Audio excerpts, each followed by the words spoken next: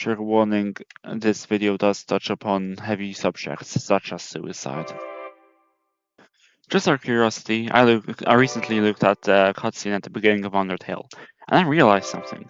The human we see face of Asgard at the beginning. They're alive at the end of the human-monster war. And so is Asgard. So what happened? And what does it matter? So just to recap, at the beginning of the game we are told the story. An initial reaction to it might lead you to the false assumption that this was a brutal all-out war. This is what Toby Fox wants you to believe. He sets up the idea that monsters and humans are mortal enemies, which is a common trope in fantasy that never fails. But if we are to learn anything from Undertale, we know that Toby Fox senses common tropes before pulling out a gun and shooting said trope. If you look at the second frame, we see an unknown monster battling a human soldier, supposedly the leader of the army, with long hair and a cape. Next frame, we see that same human during the conclusion of the war. The most common reaction to seeing someone battle a monster and survive later is, oh, they defeated the monster. This is the reaction a person would have upon seeing this intro. However, when we reach the end of the game, we see a certain monster that looks familiar, Asgore. The first monster we see every time we open the game. He survives the human-monster war. What happens then? We see the two face off in the recap of the human-monster war, yet we see both survive the encounter. Mind you, this wasn't a controlled duel with one winner and one loser. This was, or could be interpreted as, a deciding battle of the human-monster war, considering the king of all monsters led them. The two armies facing off, each led by their respective leader. Disengaging your enemy is something extremely difficult in a battle, not just for two of the most powerful members of their respective armies, but really for any person. The only way for such a battle to end in neither party dying is if neither party wanted to fight in the first place.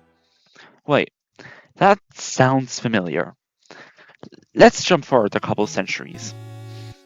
A strange light fills the room. Twilight is shining through the barrier. It seems your journey is finally over. You're filled with determination.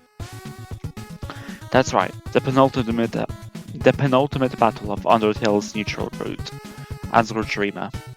Neither you nor Asgore wants to fight. He represents all of monster kind, and you, as far as monsters are concerned, represent humanity. Just like all that time ago. Only difference is, now we're forced to fight. That final encounter has been delayed for so long, and delaying it any longer is impossible. From Asgore's perspective, this is a hopeless situation. If he wins the battle, he has no excuse to stay underground and delay the war. If we win the battle, monsters fall into despair, and he would have failed his people. His people would hate him and would again lose hope. Now Asgore knows that he will accept any mercy shown by the human, but he knows that accepting that mercy will cause the monsters to revolt, or at least lose hope. So how does he ensure that he doesn't spare or get spared this time? Destroying the mercy button. Well, the more widely used term for this is a Ulysses Pact. A strategy that makes sure that you can't do something that you want to stop doing, but can't help yourself. In this case, this may very well be burning the boats, which is a common military strategy, which now never really is used, that ensures the army fights to the death as opposed to giving up and hiding. FYI, the term arose from generals literally burning the boats on which their armies arrived on. Past a strategic point of view, this may also be a form of self-sabotage, which is where you intentionally create obstacles between yourself and what you're trying to achieve. In Asgore's case, this can easily be blamed on suicidal intentions and/or thoughts, as if neither you nor Flowey kill him at the end, he commits suicide and gives you his soul. Asgore knew he'd accept mercy, the same way he did all those years ago when leading his army into war. The fact that he sees this as a mistake he made, considering he's stopping that from happening again, shows that his tension between fighting for his people and showing mercy is something that was present ever since the human-monster war. He regrets not fighting back then, and he doesn't want to feel the same guilt now. Alright, wait, let's back up. How do we know that the two generals at the beginning are the same people as the ones we see later? Even if they are, how do you know that the frame was literal and the two actually faced off. Well, if they didn't, after all, for all this to be true, we need to make sure that the assumptions we made at the beginning are true. While that specifically might not be 100% true, in the recent 10th anniversary Undertale stream, wait, it was over half a year ago? I'm old. In the stream, Garrison said humans and monsters weren't always enemies. No one really wanted to fight at war. Therefore, we know that the interpretation that the war and the penultimate battle mirroring each other was the intended interpretation. So even if it wasn't a literal recounting of the events, it still did hint at this idea of Asgore fighting us, being him trying not to repeat the mistakes that, from his perspective, ruined the lives of his entire race. As for the implications, what are they? For Asgore himself, there isn't much that can be said that hasn't already been said. He doesn't think he deserves mercy, and he thinks that by accepting mercy, he is repeating the mistakes he's made in the past. What about the war? Well, with all that considered, it's highly likely that the human-monster war was more of a civil unrest.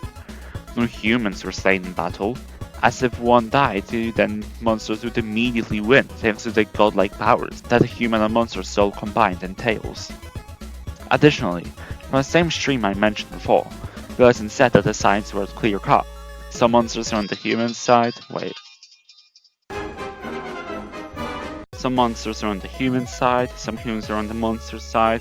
If it was a slaughter on either side, then there won't be such a divide, even amongst the races themselves.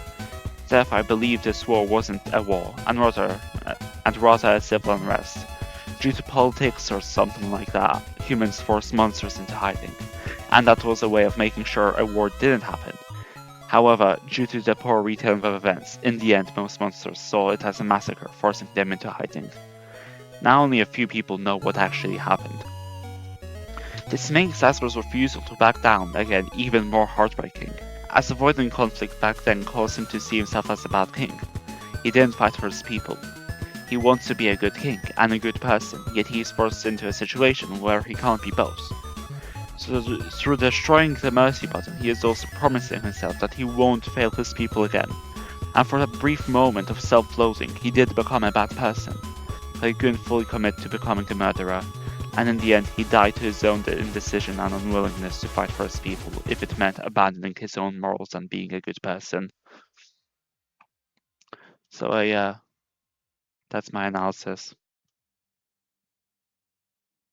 I was ill while recording this. Pray for me. Just kidding. Subscribe.